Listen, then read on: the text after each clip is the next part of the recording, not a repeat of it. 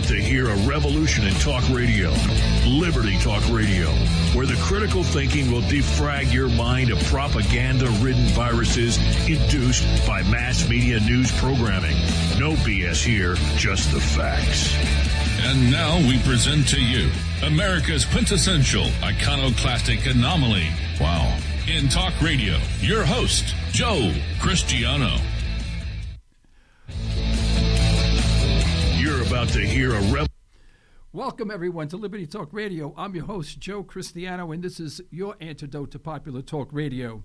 This broadcast is being brought to you live on March 2nd, 2015. It is now 8:01 a.m. Central Time in what was once known as the good old USA. This morning, we'd like to ask everyone to please feel free to call in to our broadcast. We have a fabulous guest, and it's going to be very thought-provoking. Our toll-free number is 888-773-4496, and our direct number is 646-652-4620. And call in at any time, and we'll put you in the queue. I think we have our guest on the line now? No? Okay. All right. Before we get started, I'd like to also remind our listeners to subscribe to our reminder service by visiting our website and clicking on the subscribe icon. We do not sell your name to anyone. This is all private. We just do it so that we can remind you of the following broadcast and the guest that we'll be having with us. And for those of you who tweet, our Twitter address is @LibertyJoe. Well, this morning we are really pleased and honored to have returning to us Mr. John Wohlstetter. He's a senior fellow and a nuclear policy expert, and his area of expertise is electromagnetic pulse threats to our nation. He is also the author of Sleepwalking with the Bomb, which he wrote in 2012, and also The Short War Upon Us in 2008. John is going to describe to us, once we get him on the line. Do we have him on the line yet? No, we're getting him on the line right now. Exactly what an EMP is, what it can do for us. Now, he was here a couple of weeks ago. We had technical problems, so we had a very abbreviated broadcast. He agreed to come back so that he can sort of summarize what he already discussed and then bring it forward. He'll be with us for about 25 minutes, so please do feel free to give us a call at 646-652-4620 or toll-free 888-773-4496. Are we there yet? Okay, we're getting him on the line as we speak.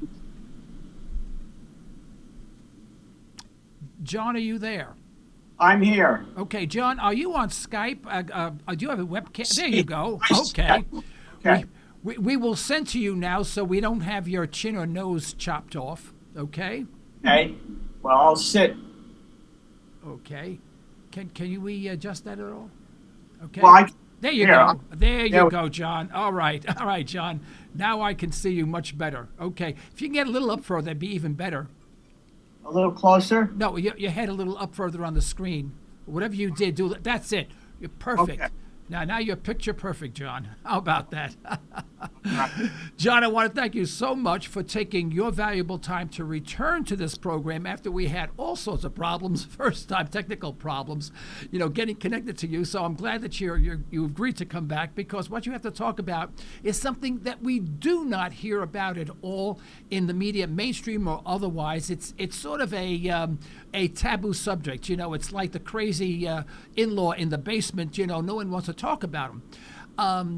If you would take just a few minutes just to summarize what we discussed, or generally your introduction, which you did last time, to bring us up to speed so we can move forward. Essentially, our discussion was on a phenomenon called Electromagnetic Pulse, EMP for short. And it consists of three types of pulses that are emitted by the explosion of a nuclear bomb. If detonated at high altitude, interacting with the Van Allen radiation belts around 250, 300 miles up, it could, in a worst-case scenario, bring down the electrical grid of the United States of America, the 48 contiguous continental United States. Essentially, E1 is a high frequency pulse that gets inside your surge protector before it closes and fries electronics like computers and phones, but also the silicone chips in your car, etc. And silicone is 10 million times more sensitive than the vacuum tubes of 50 years ago to this effect. I see. E2 is like lightning. It normally wouldn't get in there, but because the surge protector has been busted already, it's like the second burglar coming by. The first burglar broke open the door, and the second one walks in. I see. The third is a low-frequency pulse, E3, which is akin to the geomagnetic storm or a solar storm on the sun. And this is a low-frequency pulse that couples into the grid and could travel hundreds, even thousands of miles in cascade fashion and smash into the huge electrical transformers that are the heart of the grid. This is, in a way, I think, the most dangerous, because even if all our devices are working, if they don't have a network to connect to, they're useless. Correct. So the first priority is to do something to stockpile spare parts we don't have for the major parts of the network and to harden it against EMP effects. And then further down the road, once that's done, by then the manufacturers could have can develop things to harden our electronic devices as well. There are some devices on the market, so-called Faraday cages, but my understanding is that they are somewhat limited and that more work needs to be done, and it needs to be done in particular for the billions of devices that are out there. How much, what's the receptivity of this on Capitol Hill when you approach people in office who are responsible for making these decisions and allocating the funds for national defense? Do they look at you I mean, I know you have credibility. I'm not talking about you personally, but the subject matter is credible, or do they feel that it's just too far flung and they'd rather spend their money someplace else? Well, they are coming around. There's an improvement over the last decade. Congress reported on this risk in 04 and 08 with reports warning that this could be catastrophic. Skeptics say it won't be, and there's no way to test it without setting it off, which nobody wants to do for obvious reasons. But if a solar storm hits us, it isn't a question of our deciding to. And missile defense, neither that nor negotiations help with the solar storm. And a coronal mass ejection didn't miss us by too much in July of 2012. There's growing interest. There is an EMP caucus up there. There were a number of bills sponsored, but it's gathering some steam, and there has been legislation at the state level in Maine and Virginia, and is being considered in South Carolina and perhaps elsewhere as well. Yeah. Well, you've got to help me with something, because we spend, and the figures are always fuzzy, but in the vicinity of $1 trillion or more a year on what we call defense, which is mostly offense. Here we have a requirement of what I consider an obligation of the government. This is the only thing that the government can do in concert with industry to have everything back into place, because most industry may not even be aware that this is going on, but they need some sort of partnership to get this. Because this deals with national defense. Do you think this would be the priority well ahead of, fighting ISIS or giving billions of dollars to Jordan for the infrastructure and all these other things that we spend money on? Why the reluctance when it's a national defense issue, regardless of the probability and whether or not it would work absolutely effectively? Well, the probability is what other people think is very important, that we don't know what the probability is because we have no yardstick, and it seems remote, whereas ISIS is a danger that's on our TV screen every night these days. Iran is a danger and Iran has considered EMP as one of its options. They would be more likely, if they decided to strike the United States, they would try to do it in a way that was not easy to trace. And a large-scale attack, obviously, from their soil would have a return address. But it's very hard to get people to focus on dangers coming down the road. They have so much stuff on their plates. Some people have focused on it, more are paying some attention to it, but it's a difficult thing, and it's the remoteness, and it's also something so new. It hasn't, like cyber war, entered the consciousness. And cyber war is really the soft side of network vulnerability. The software side, the hardware side is EMP. And indeed, I wrote an article, Faust's Networks, published a couple of months ago in the American Spectator, which discusses the commonality of vulnerability of the networks to hardware and software breakdowns, so-called cascade failures. Are there fractions in Washington that are amenable to this, to allocating funds for this program, and are there fractions that are not? And can they be classified in any way, shape, or form? Well, there are people who are organized in favor of it. The opposition to it, I don't think there's an anti or a counter EMP caucus. But the problem is they have a lot of things on their plate. They can't even pass a budget. They'll be arguing this week, obviously, over how to fund or whether to fund Department of Homeland Security and for how long. These kinds of things are front and center stage for them, and EMP is not an issue that a large number of constituents have expressed concerns about also. If they were getting calls every day from their constituents, letters saying you got to do something about this, it would move up on their agenda. Yeah, well, that will never happen because the public is relatively ignorant in this regard, and they're not going to. This is not going to be a hot button for them. You know, if there's a road that needs fixed and someone's axle broke, they're going to get a letter. But I think something such as, I guess, as theoretical almost as this, or even Star Wars like as this, is not going to garner the attention of the individual. They won't know enough about it. They'll be embarrassed even bringing it up. Now, when you approach our country's leaders on this, what approach do you take to break through of these obstacles of it being low probability, it may not even work, etc.? Well, you have meetings and you try and meet with people on the Hill, staffers in particular, because the senators are always running around and so are the members of the House. They stop in occasionally, but you deal mostly with staff. You try and educate them and say, this is something you really want to start thinking about because we are betting the company. And that's generally not a good thing, as they say in business. Well, is it that those people in Washington are so offensively, when I say militarily offensively geared? I mean, we're basically always on the offense. We have aircraft carriers out there. We have nuclear submarines. We have bases in over 150 countries. We have drones. Now, we just resurrected all our 200 F-16s and converted them to drones. We are very offensively oriented. Is it that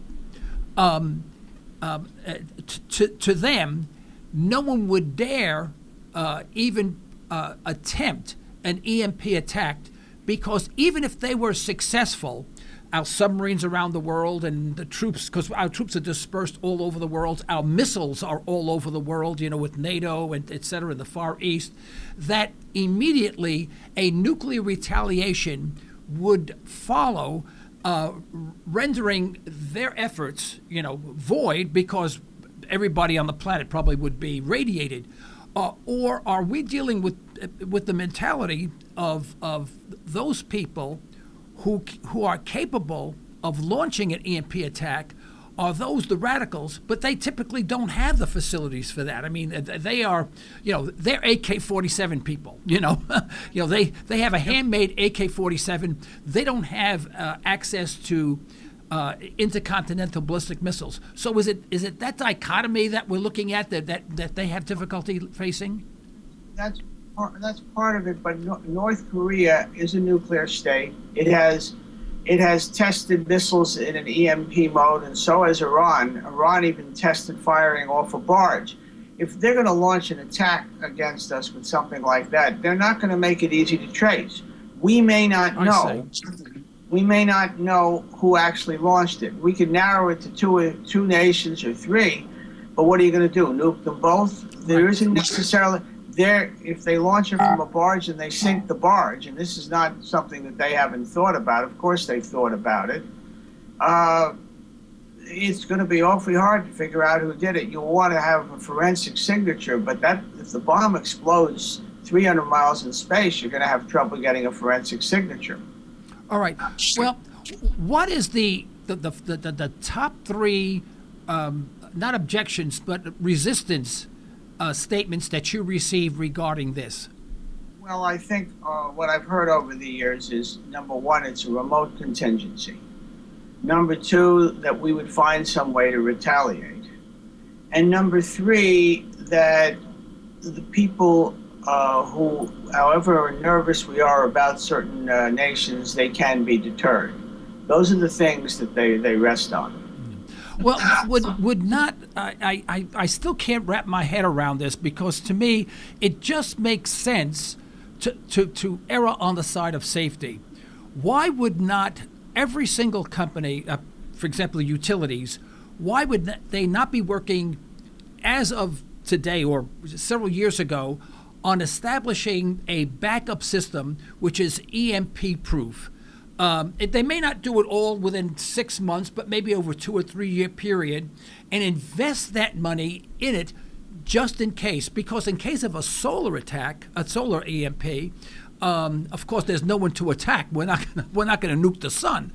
The results would be the same, whether it comes from the sun, and I guess depending on the intensity, or from a nuclear attack.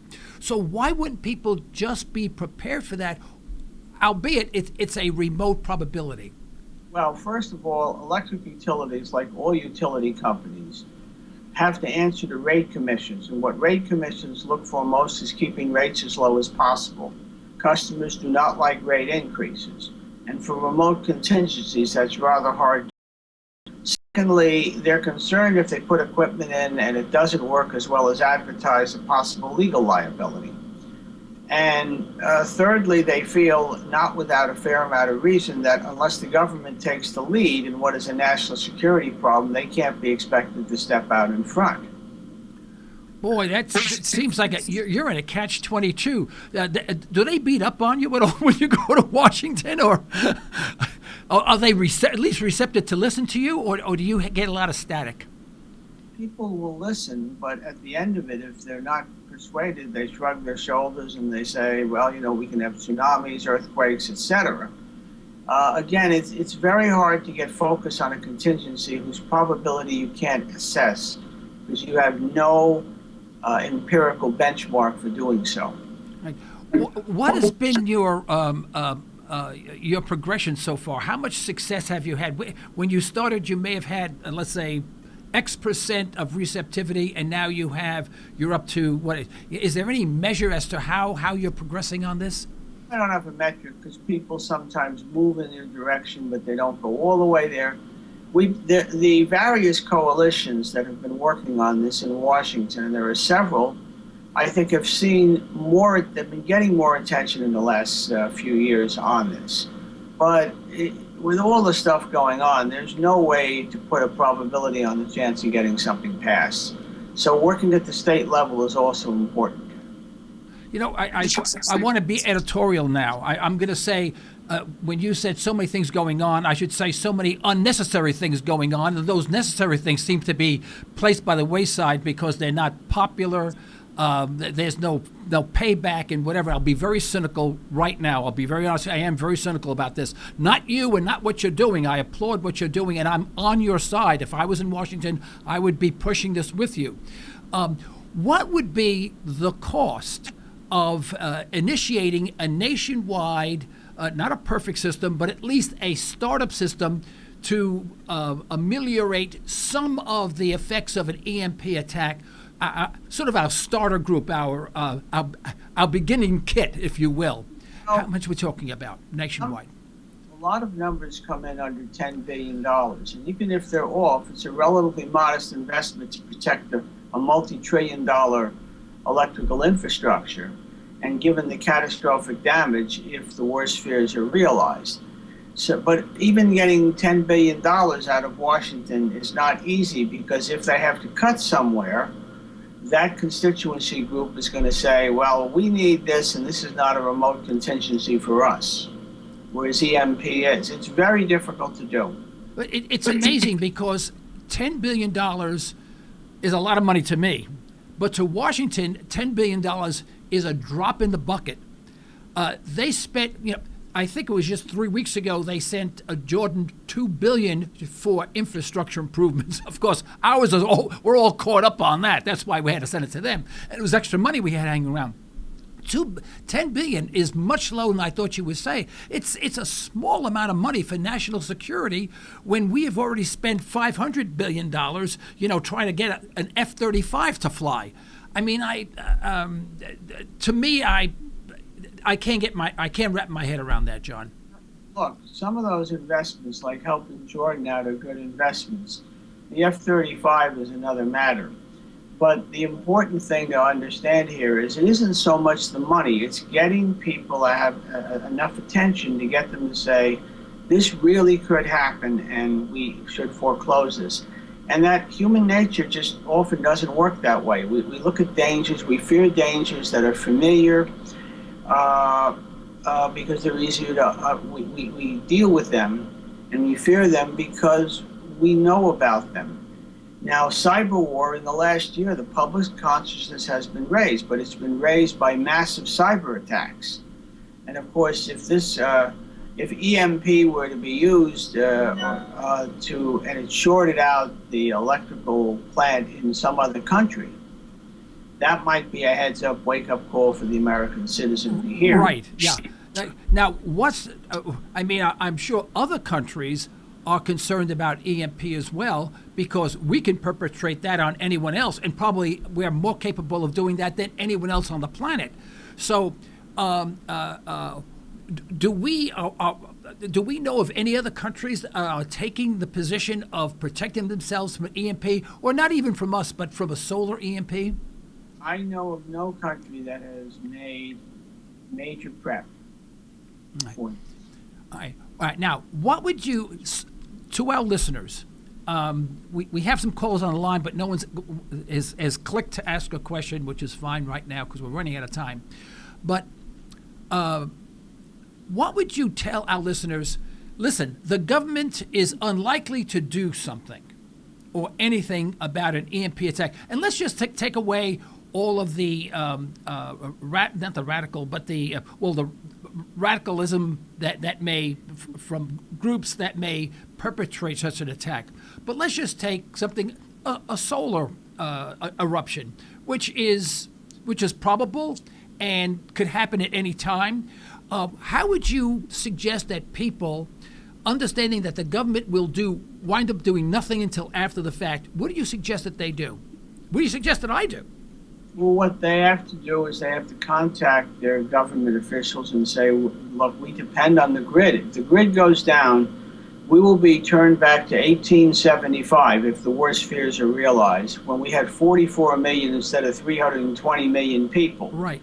7 times as many, and with very few people today having skills as to how to get along in a society without electricity. Right. But the main thing the public can do is, if public awareness increases, they start asking questions at meetings.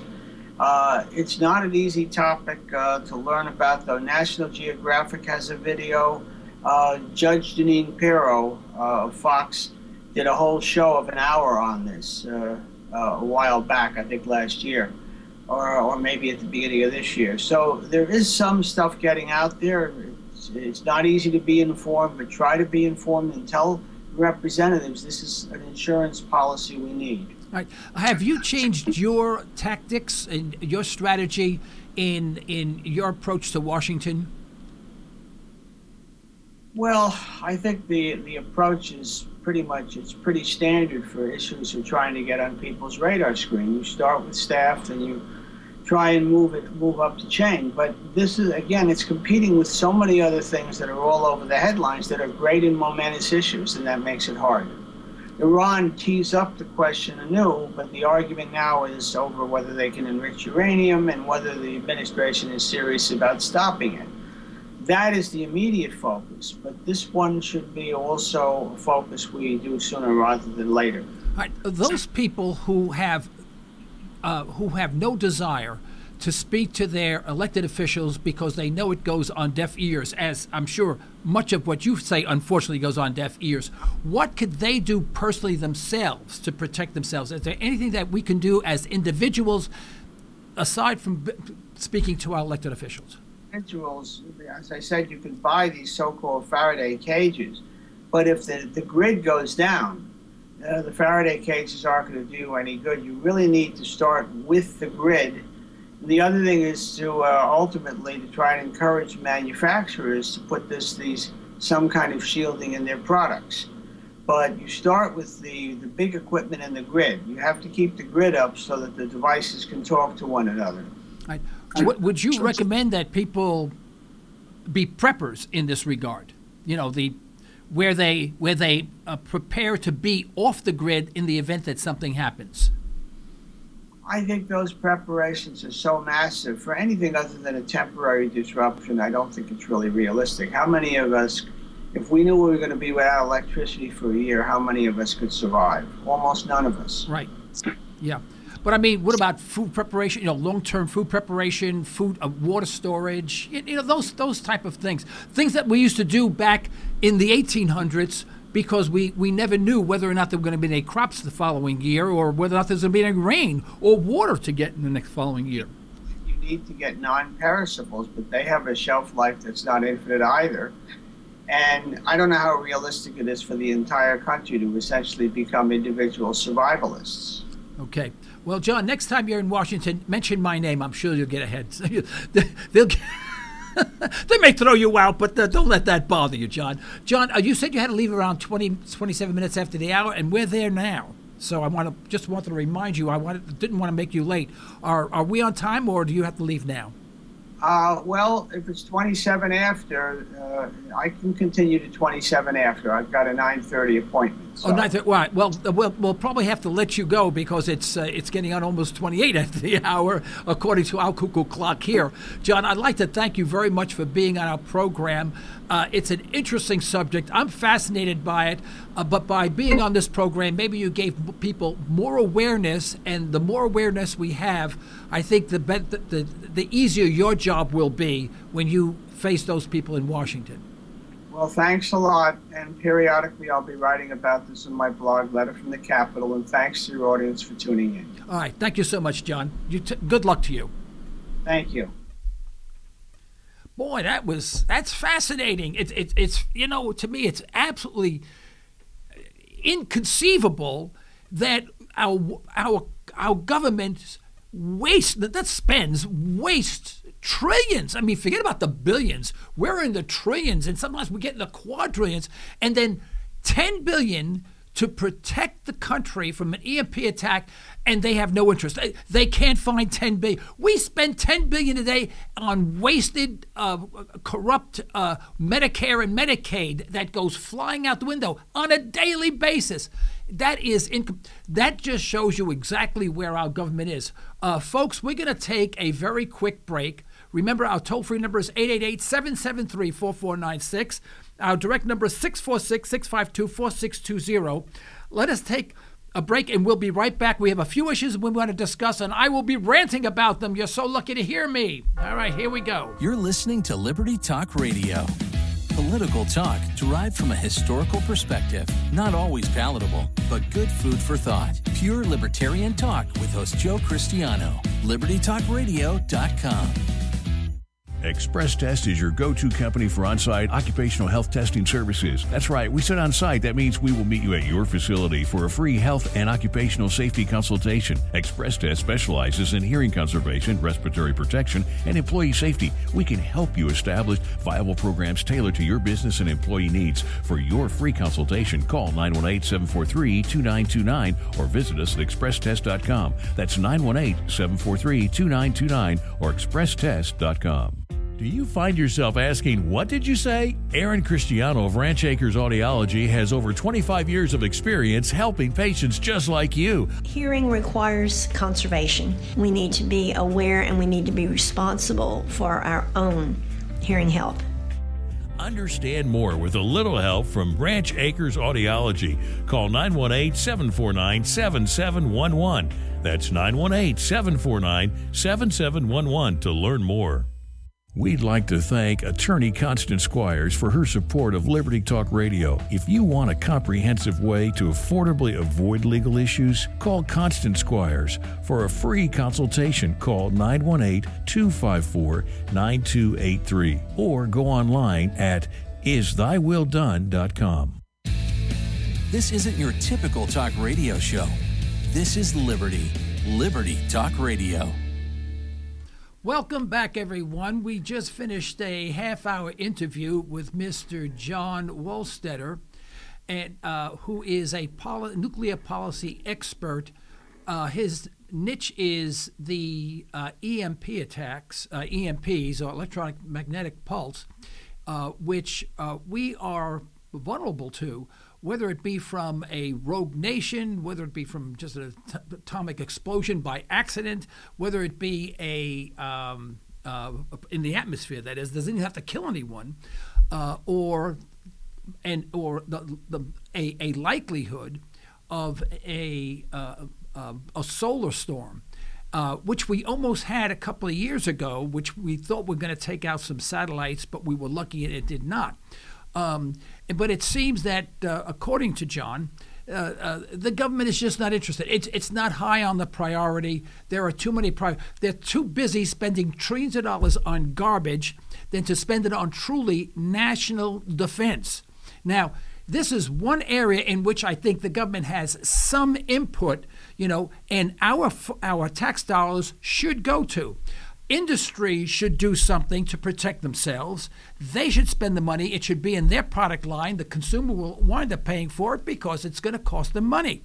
And so we all will pay for that. But that's the cost of living in a time when our everything that we do is electronically driven using these very delicate devices, and an electronic magnetic pulse, an EMP, can render these devices absolutely useless. Now, you go into a coffee shop or any place and you see people sitting down, and what are they doing? They're not reading the newspaper anymore.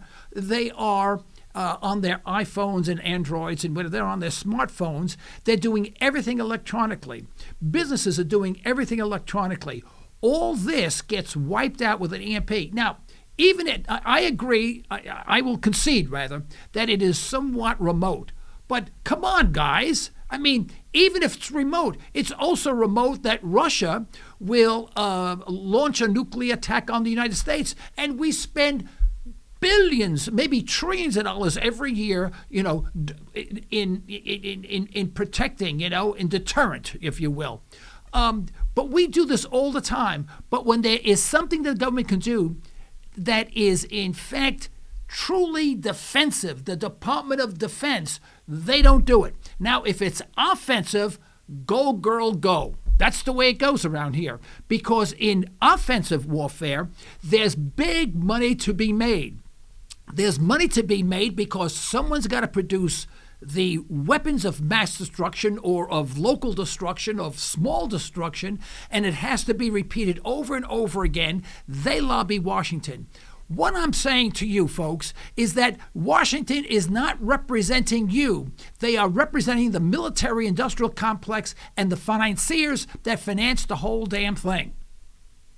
Understand that when you go and vote, you are voting for the military-industrial complex. Your chances are only 1 out of 100. 1 out of 100, if you're lucky, that you're not voting for someone who is actually in office to protect you. I don't care what they say. You know that, and I know that. I love what Gerald Celente says, my old compadre from Holloway Avenue in the Bronx, he goes, don't forget to vote. And he says that very facetiously because he knows when you vote, you are voting against yourself. You're voting for the slime balls in office. And let me rant on this for a second. The other day, our illustrious president gets on television and he starts with these words. And right after these words, these few words, I turned the TV off. I turned the channel. I watched Looney Tunes, I think, because that's the only thing I can handle after listening to this guy, even for 10 seconds. He says, "My fellow Americans." And I thought to myself, click, what do you mean, fellow Americans? Now, what's so fellow about me and you? You call yourself a public servant, but yet you're a monarch. You're a king, and I'm a servant. I'm a slave to you. I'm a slave to your legislation, to your whims. I'm not a fellow American. I am nothing. I am not even dirt to you. Let me give you an example. If I make a mistake and I put on my tax return something on the wrong line item, I don't cheat anybody, I can be fined or even go to jail. I mean, an honest mistake, I can have the IRS on me, and this has happened before. Now, luckily, I think I was up above board, and I have to supply. The last time it cost me a few $100s just to satisfy something I did perfectly legally, to the IRS. Cost me a few $100s. Now, the President of the United States can invoke and initiate military action against people overseas, send our young men and women there to die, to get blown up, to get their legs chopped off, to get their minds all screwed up so when they come back they're dysfunctional, right? We can send drones overseas, kill 5,000 young men, women, children, mostly children, right? With impunity. With impunity. Could you imagine if a drone landed on my front lawn? A neighbor had a drone, he's flying it around, playing around, and it's going, you can buy them, and it lands on my front lawn. I would go out and say, "Hey, Hal, that's neat. What is it?" "That's a drone. Hey, that's kind of nice, and that's the end of that. Now, if my neighbor Hal had a drone, and let's say it accidentally landed on the lawn of the White House, this guy would be in chains for the rest of his life. He would never be able to do anything in the United States. He would be a marked man. He would never get on an airplane, and he's a fellow American. My fellow Americans? I don't think so at all. If he was being honest about it, he would say, "As your servant, I don't have the authority to send your young daughters, your young men, your daughters your daughters and sons and daughters overseas to kill people that we don't even know if they're guilty of anything." But no, not him. He gives us my fellow Americans, so I feel like I have to follow him. If I get caught in a state that doesn't allow concealed carry weapons, and I have a concealed carry weapon of another state that doesn't have any reciprocity, and let's say I have a small gun on me and I get caught, to me, I wind up in jail. Didn't do anything, didn't break any laws or anything like that, but I have this concealed weapon on me in a state that doesn't allow concealed, let's say Chicago, I'm in jail, I'm gone. I can never get anything done for the rest of my life. I am a marked man. If all I want to do is protect myself or my wife or my children. And that's all I did. I really did no harm to anyone. But this guy, he can get in a car that costs $1 million to build, is impervious to a nuclear attack, windows this thick, they would take a high-powered rifle shot and it wouldn't penetrate. It weighs tens of thousands of pounds, right? He has chauffeurs, and then he has cars all around, support cars all around. Anytime he goes someplace, it costs the taxpayers over $1 million just to move him across the street. Everyone has automatic weapons. Now, in any state, let's say it's in Chicago, even more. They have twice as number of cars because they know the crime rate is so high in Chicago or Detroit or Los Angeles or New York City. And that's, of course, where no one's allowed to have a gun except for the president. except for the president. He not only has guns, he has an arsenal. And then he says, my fellow Americans, I don't think so. I don't think so at all. There's no fellow about this at all. I wish he would at least be honest and say, my fellow serfs, now that you have ordained me as king, as the grand, high, exalted, mystic ruler of the United States, where I can do whatever I want and I can crap on you all I want with impunity, this is what I have to say. I would have more respect for the guy. But every time I hear these class, and every single president that we've had that said when they start with my fellow Americans, it turns my stomach, and it should turn your stomach. Don't forget to vote. Now, I'd like to hear somebody else. I'd like to hear a retort to that. 888-773-4496 or 646-652-4620. Just press the one button you'll show on the board that you want to ask a question. Or tell me I'm nuts. Tell me I'm anti-American. No, I'm an American. I am a true American. Our president is not an American in any way, shape, or form. In fact, if he was impeached, there would be plenty of reasons to impeach him. And I'm sure many people would love to do that. And I'm not just talking about the Republicans, Democrats. I'm talking about those people who are independent. People who look at things from an independent viewpoint. Folks, we have a real problem in this country.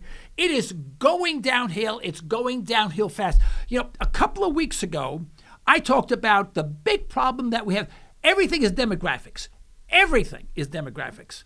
You know, I gave the example that the United States was a very small village, you know, where you had the elders, the adults, and the children.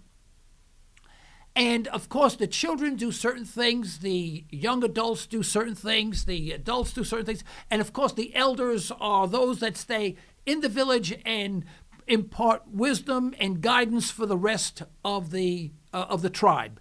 Now, that's the way it's supposed to be. Because little kids, I don't care if they have iPhones or not, are stupid. They don't have any experience. They don't have any wisdom. Now, they may know how to download an app. I don't know how to download an app, and neither do I give a damn, my dear.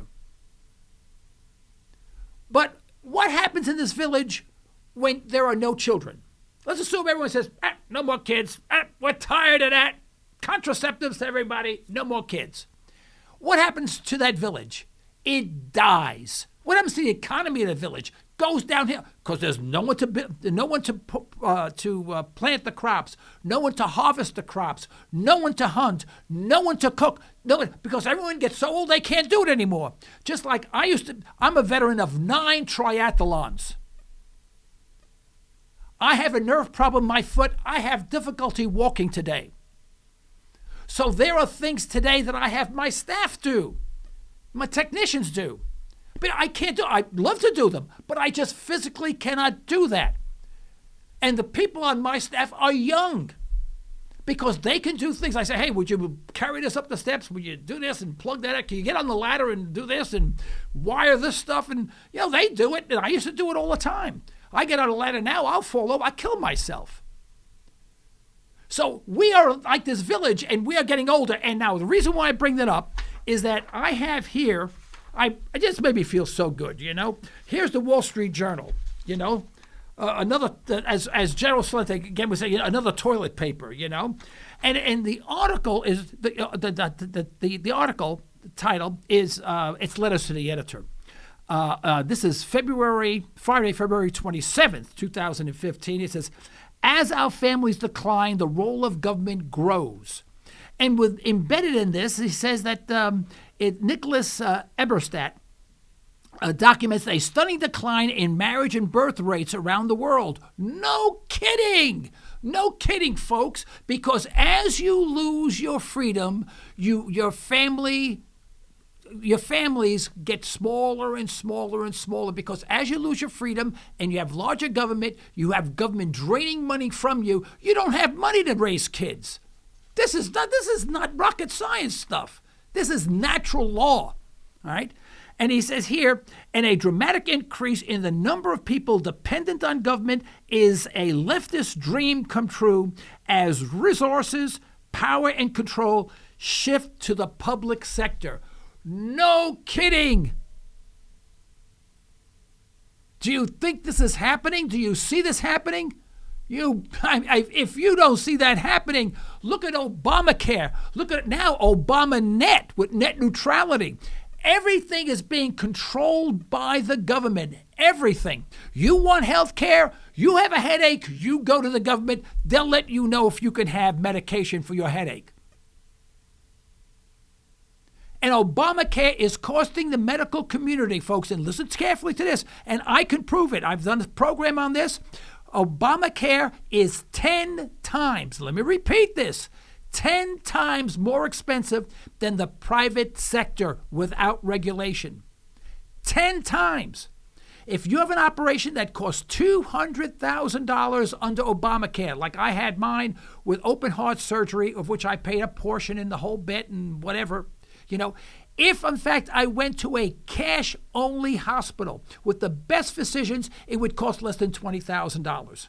Total.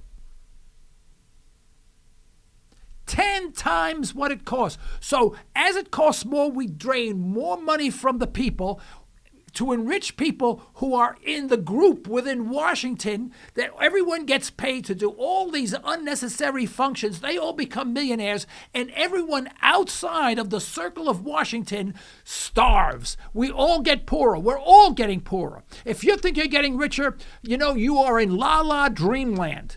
You are getting poorer. There's no one getting... Look at the young. The young used to be we used to have a vibrant economy because we had young people getting out of school, getting jobs, becoming diesel mechanics, getting into advertising, getting to all sorts of jobs. That's dead, gone. So now you have Johnny with a $73,000 debt for going to college with a degree in absolute worthlessness, has to move back home with his mom and dad, lives in the basement, right? Has credit card debt of $25,000, $23,000 worth of debt. This guy is $100,000 in debt, and he hasn't worked a day in his life yet. And I'm not talking exception. There are millions in this regard. Now, how attractive is this poor guy to a woman who's looking to get married, have a good life, have a raise a family, and the whole bit? This guy's a zero. He can be the nicest guy in the world, most lovely person in the world, honest, hardworking, and the whole bit. It doesn't make any difference. So what happens? They don't get married. Hey, look into the article here in the Wall Street Journal, right? They say the same thing. They said the purpose of life, those who create no family ties are in for a surprise when old age comes, loneliness and meaningless. And that's where we're going. We're going to rely on the government, and we're going to be lonely and meaningless. We're going to be a suicidal nation. And those that do get married, what do? They don't have children because they're both working. And then when they both work and they both have education debt, and they both have credit card debt, and it's $150,000, they can't buy a house. If they buy a house, they got to buy it no cash down, hellacious monthly payments, and they are enslaved to the system for the rest of their life. They will die in debt. But remember, my fellow Americans, this is the way it is. This is the way I live as your president. My fellow Americans. I spend several millions of dollars, $7 million just to go on vacation. My fellow Americans. There are no fellow Americans. We're all becoming serfs. We're all becoming so ignorant. What we do is we just repeat the crap that we hear on mainstream media. And if it wasn't for shows like this, you wouldn't know a damn thing that's going on unless you read as much as I do and many other people do. And if you don't start doing that, you're going to have a surprise. And I want to tell you something about EMP attacks. You can protect yourself even against that. There's nothing wrong with having some long-term food with several gallons of water. You can survive for a year. And by that time, unfortunately, the population will be reduced probably by 90%. And those people who are survivors will carry on the humanity for the rest of the time. But it depends on you. Don't wait for John, and I'm sure John's doing a great job of trying to get Washington to do something. Don't wait for those slime balls. Do something yourself. We all have seen ads on television to be prepared, have some long-term food, store water, store everything that you would need, because you don't need much to survive. Now, if you want to live rich and high on the hog, you're going to need a hell of a lot. But there's a lot that you can do. I read this interesting book called 1 Second After years ago. Fascinating book. It talked about an EMP attack. Now, obviously, it wasn't scientifically perfect, but it just gave a scenario. Actually, the population of New York within 3 months went from 9 million to 25,000. You see, so you're not going to have this problem of overpopulation for years and years. Within 3 months, bingo, there's going to be very few people left, and those people who are left are going to coalesce into communities to restructure and rebuild this nation. My fellow Americans. And this is what the government should be talking about. This is what the government should be encouraging everyone to do. And not sit back and wait for the next piece of legislation. Whenever these slimeball criminals start talking about, well, I have legislation in the Congress right now, and we intend to. If there's legislation, it's not for you, it's against you. Always. It never does. Let me give you another example because we're almost out of time, but I can rant for hours. How about net neutrality? I love that. Net neutrality. They always make everything sound so great, you know? They don't call it like, transform the internet into the dark ages. That's what it should be called. Net neutrality. Who could be against net neutrality? Who could be against the Affordable Care Act? I mean, all these names. Who could be against the Patriot Act? Folks, we are being conned every single day from these absolute criminals. Don't forget to vote. Net neutrality. They are applying laws that regulate utilities that are 100 years old, to the internet. Now they say, oh, no, we have to fine-tune it, we have to make some changes. No, 100-year-old laws to the internet. And even Washington admits that the reason why they did not promote net neutrality before this time is because they wanted, now listen to this, this is out of the horse's mouth himself, because they were promoting innovation and growth. Now, wait a minute. The government says that they didn't want to initiate any legislation because they wanted to promote growth and innovation. All right? How many people do you hear complaining, damn, I wish the government would do something about the internet? Boy, I try to get it. I can't get on. Someone always trumps me. Nothing works. No. Every year it gets 3 times faster, 10 times cheaper. Every single year you have more and more applications that do more things for absolutely no charge whatsoever.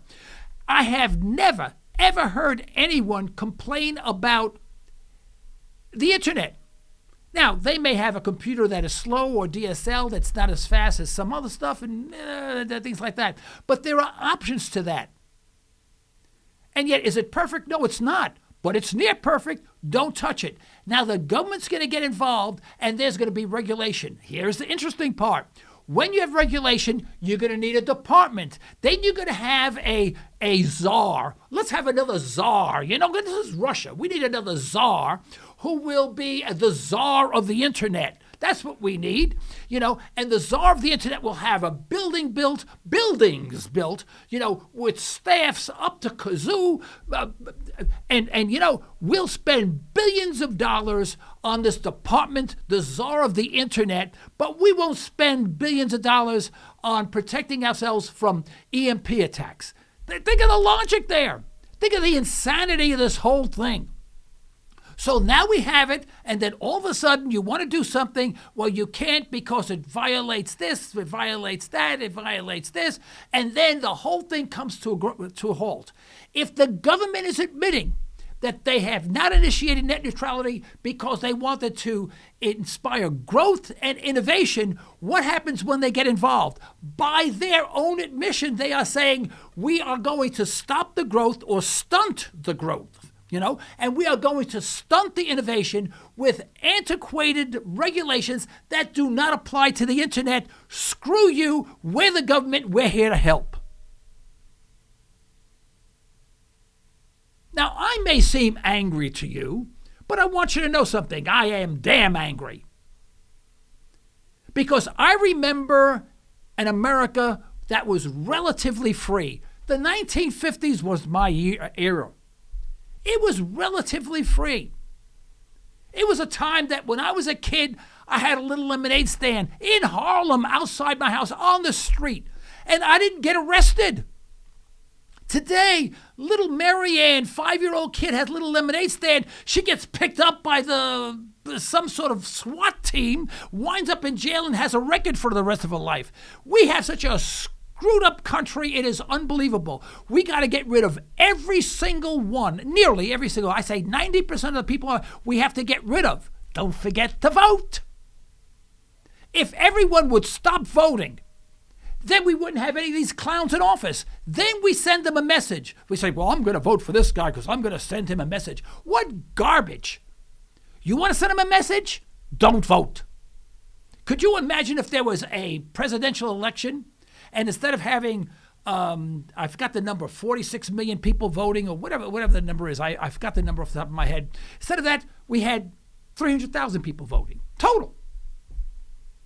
And everybody else stayed home. You know what the president can't do then? You know what he can't say if no one votes for him? And he votes because 3 people voted for him and 2 people voted against him. He won by 1 vote out of 5. Do you know what he can't say? He can't say my favorite term, my fellow Americans. Because he knows there are no fellow Americans. And that's what we should be. We should not be fellow Americans to the president or anybody in Congress. We should be the masters. They should be the servants. I should be able to own a gun, carry it wherever I want. And the president, he shouldn't have a gun because we can't afford it. And just think, if someone knocks him off, there's a vice president. Someone knocks him off, there's a Speaker of the House. There's a progression. Someone knocks me off, my wife has no one. Who's more important? No one replaces me, but there are a dozen people that can replace the president. So what makes him so important? I don't want to see anyone get hurt. I'm not suggesting that anyone knock off the president. I'm saying I don't want anyone to get hurt at all. But why is he any more important than I am? In fact, he's less important than I am. When we learn that, whenever we hear, my fellow Americans, you'll do what I do. Turn the TV off and maybe read a good book. And with that, we'll end this program. Let's have our ending music, and we'll go because right now I'm going to have a coronary. Thank you very much for listening in. This is... Jeez. Okay, this is the end of today's broadcast. We'd like to thank our sponsors for financial support. We'd like to thank you for listening in. You can further the cause of liberty by recommending this program to your friends and let us hear from you. Our email address is comments@libertytalkradio.com. Remember, folks, as my wife says, you're either allowing your liberties to be taken away or you're striving to protect them. Unfortunately, there is no middle ground. With that, until next time, I'm Joe Cristiano. This is Liberty Talk Radio. Stay well. Stay tuned. We'll be here next Thursday morning at 8 o'clock. We're having Jim Marquette, and he's going to be talking to us. Please look at your email. We'll send you a notice on it, exactly what the subject matter is. And do tune in and call in. Thank you very much. Have a good day.